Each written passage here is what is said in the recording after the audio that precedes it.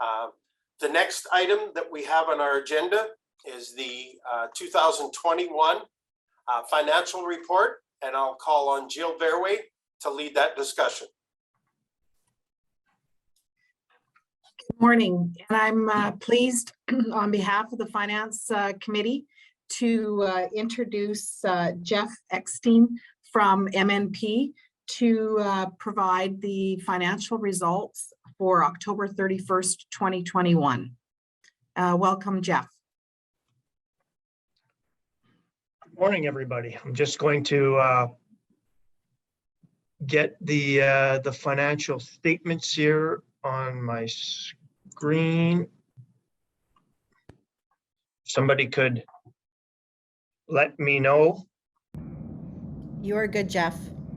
Okay, perfect. Perhaps you could just make it a little bit bigger for the percentage so everyone can see. There we go. Thank you. Is that better? Yes, it is perfect. Thank you, and good morning, everyone. My name is Jeff Eckstein, excuse me, and I'm a partner in MNP's Winnipeg office, and I'm the lead engagement partner on the Keystone Agricultural Producers Audit, which I'll refer to as CAP throughout the presentation. And I've been asked to present the October 31st, 2021 audited financial statements. So my intention is to do a high-level overview and highlight some of the significant changes from the prior year. And I'll begin with the independent auditor's report. The content and wording of the audit report is consistent with the prior year. And for those who may not be familiar with a financial statement audit, the responsibility of the auditor is to express an opinion on the financial statements of CAP with respect to their fair presentation in accordance with Canadian accounting standards for not-for-profit organizations. The audit itself must comply with Canadian auditing standards. And as the opinion paragraph at the top of the report notes, based on the audit procedures performed, MNP has opined that the financial statements of CAP are fairly presented as at and for the year ended October 31st, 2021. And this represents an unqualified or clean audit opinion. I'm going to move on to the statement of financial position. Overall, total assets were up from the prior year, and they increased by approximately $80,000 from $1,682,000 to $1,764,000. And that represents, as I indicated, $80,000 or approximately 5% from 2020. Significant changes year over year. We noted about a $42,000 decrease in cash, and then accounts receivable increased by approximately $135,000. Decrease in cash is just a result of the timing of the collections of the accounts receivable around year end. And the increase in accounts receivable was primarily due to funds receivable from the province related to the farm safety program and the environmental farm plan. Now you'll see these financial statements have investments split out as a current asset with $424,000 and then a long-term portion of $219,600. So looking at total short-term and long-term combined, there was an increase year over year of approximately $34,000. And I'm just going to flip to notes 3 and 4 of the financial statements quickly, where we segregate investments between the current and the long-term. So the reason why there was a shift in the current portion of the investments and the non-current was some GICs that matured during the current year. They were reinvested in a portfolio that consists of equities and bonds. That's this $224,000 amount here. And equities and bonds are considered to be current investments, not long-term. So that's the shift. In previous years, those GICs would have just been renewed for a longer term and would have shown up in the long-term classification as they did in the previous year, but they've now shifted to the current portion because they are in equity and bonds. And I'll just get us back to the liabilities section. So moving on to the liabilities section.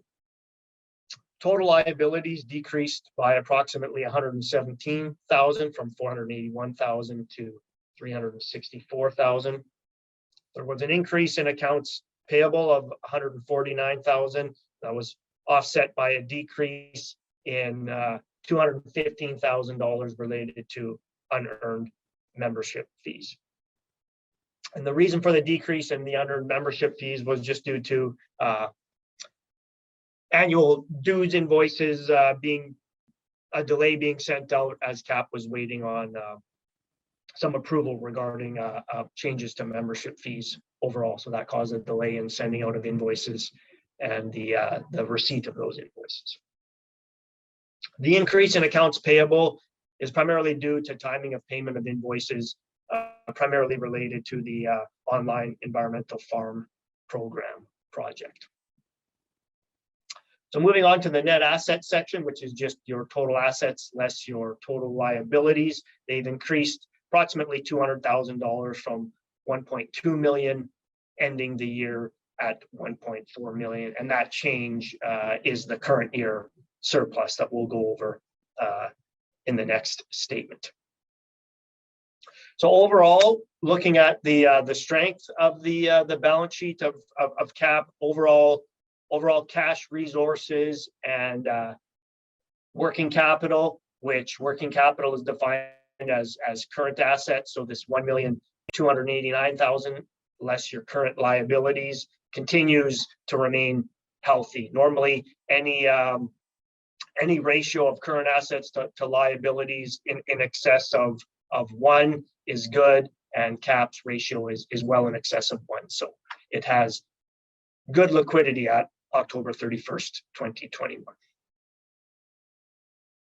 So I will move on to the next statement, which is the statement of operations and changes in net assets. So starting with the revenues, total revenues increased by $358,000 from 1.8 million to $2,160,000. Just to highlight some of the year-over-year changes, there were year-over-year increases in membership revenue, approximately 61,000, and then the big increase was the province of Manitoba revenue, which increased approximately 406,000. And this revenue here is related to the funding received for the farm safety program and the environmental farm plan. There was also a decrease of approximately 58,000 from unclaimed membership refunds in the year as well. And that drives to the overall $358,000 change. Moving on to the expenses. So total expenses increased $286,000 from $1,689,000 to $1,975,000. The overall increases in expenses was largely due to the online environmental farm program, which you'll see here had $434,000 of expenses. As well, development and recruitment expenses increased by $45,000, and a big chunk of that was due to the recruitment process for the new GM, Brenna. Also, to note, salary expenses decreased by approximately $55,000, excuse me, and that was due to the organization being without a GM for 6 months during this past fiscal year. And lastly, there was some cost savings of approximately $105,000 due to a decrease in AGM costs, with it being virtual, and then reductions in travel, all a result of the COVID-19 pandemic. So excess of revenues over expenses before other items for the current year was $184,000 compared to $113,000 in the previous year. The other items that we have, and this $15,000 relates to unrealized gains on the investment portfolio. So when we were talking about the investments, there's part of the portfolio is invested in equities and bonds. So these are the unrealized fair value adjustments related to that investment portfolio. So you add that to the 184, you get a total excess of revenue over expenses for the current year of just under $200,000 at $199,588, and that's up from the $113,000 in the previous year, which gets us to our total ending net assets of $1.4 million. The next statement is the statement of cash flows. And this statement breaks out the change in the cash balance year over year by operating activities, investing activities, and financing activities. So this statement shows that the organization had a decrease in cash from operating activities of $15,000, a net use of cash in operating activities of $15,000 in the year, and a net use of cash in investing activities of just under $27,000 for the year. No changes in cash related to financing activities in the current year. So that's how we reconcile from our opening cash of the $565,000 to get us to our ending cash for the current year of $523,000. So overall, healthy cash and liquidity resources for CAP as at October 31st, 2021. So that covers the primary statements. What follows in the rest of these statements are note disclosures that are required by Canadian accounting standards for not-for-profit organizations. And these notes are consistent with the prior year. There were no major changes in accounting policies, which is in note 2. Those accounting policies remain consistent. Investments, all these notes are consistent for the most part, just updating numbers. And then the last part of these financial statements include the schedules that disclose major expenses by function and revenue and expenses, by program, being the environmental farm program and the farm safety program. So we have added an additional schedule just to break out the environmental farm plan program into the reviewer's fee, which is on Schedule 5, and then also on Schedule 6, which shows the funding and the expenses related to the online platform development. Schedule 7 being the farm safety program, revenues and expenses. So that includes the high-level overview of the financial statements.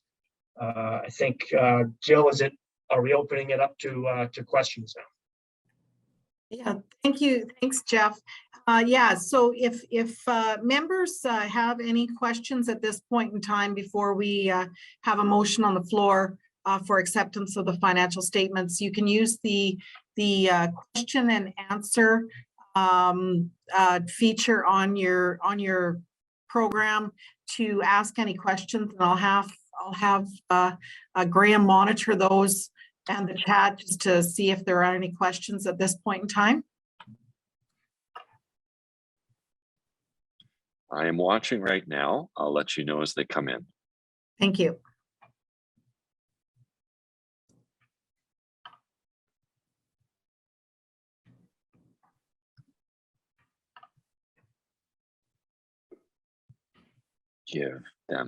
Give everyone just a few more seconds here, but I'm not seeing any right now.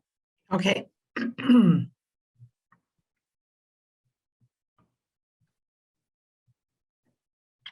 I would say we are okay to proceed. We're good. Okay, thank you very much, Jeff. And I guess at this point in time, I'd like to call for a motion from the floor to accept the year-end financial statements for October 31st, 2021.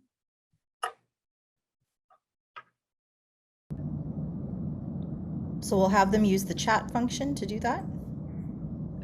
And Paul Gregory has moved to adopt as presented, and you have a seconder with Linda Nielsen in District 3. Thank you very much. And now I would like to call for, are there any opposed to that motion?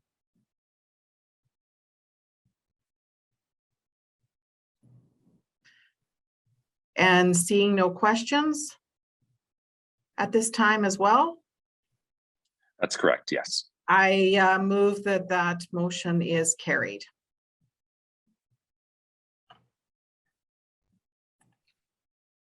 Okay, and now I need to request another, a second motion in regards to a continuance of having MNP as our auditor for the current year of 2021-22. So I'd entertain someone to make that motion. Les Ferris will move from District 2, Thank you, Les. and Shannon Piziak will second. Thank you, Shannon. And before I ask the question, is there any questions? Discussion. I think we are okay to proceed. We're good? Are Yes. there any opposed to that motion?